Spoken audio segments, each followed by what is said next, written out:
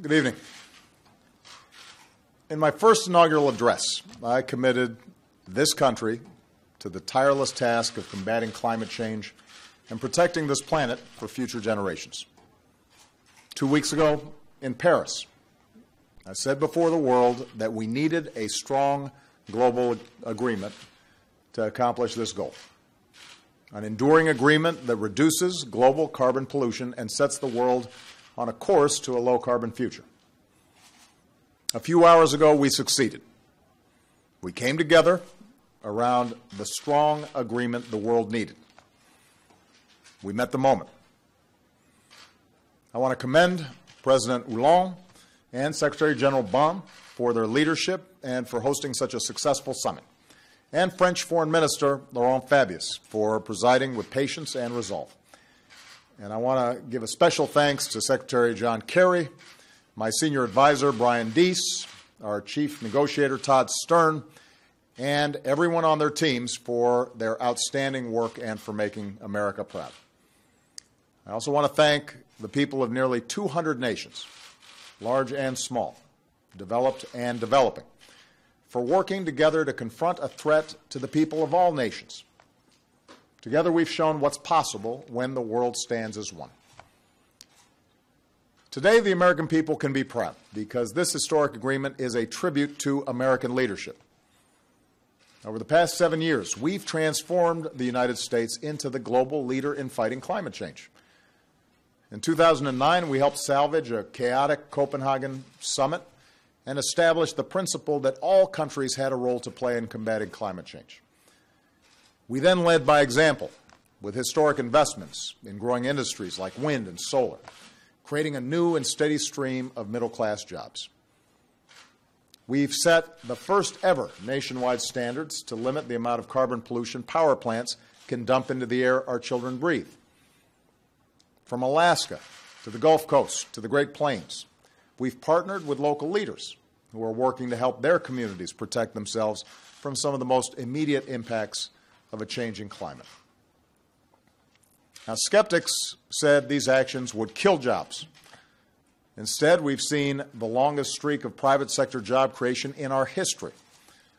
We've driven our economic output to all-time highs while driving our carbon pollution down to its lowest level in nearly 2 decades.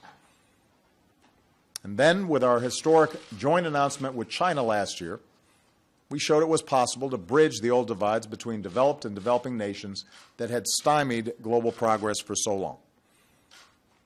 That accomplishment encouraged dozens and dozens of other nations to set their own ambitious climate targets. And that was the foundation for success in Paris.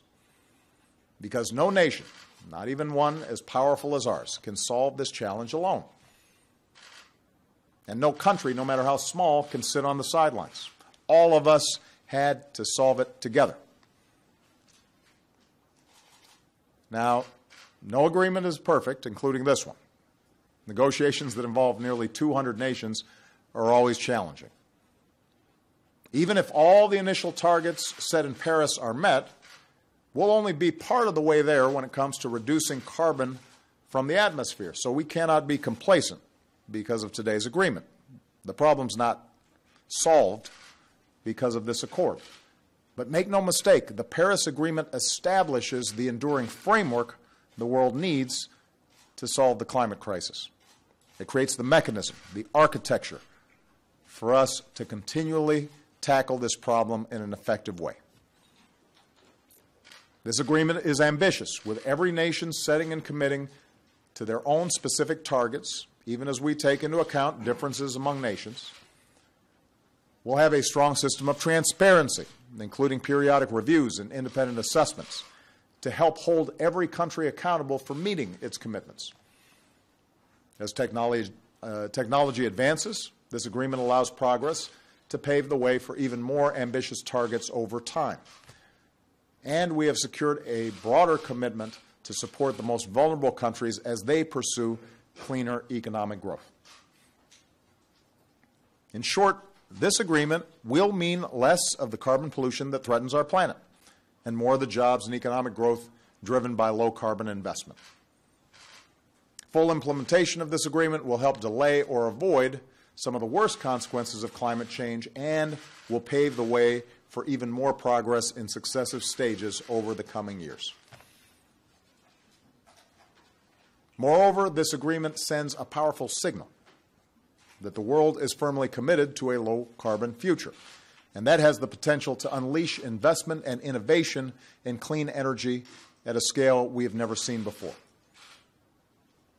The targets we've set are bold, and by empowering businesses, scientists, engineers, workers, and the private sector, investors, to work together, this agreement represents the best chance we've had to save the one planet that we've got.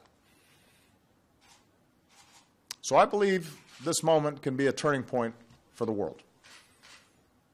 We've shown that the world has both the will and the ability to take on this challenge. It won't be easy. Progress won't always come quick. We cannot be complacent. While our generation will see some of the benefits of building a clean energy economy, jobs created, money saved, we may not live to see the full realization of our achievement, but that's okay. What matters is that today we can be more confident that this planet is going to be in better shape for the next generation, and that's what I care about.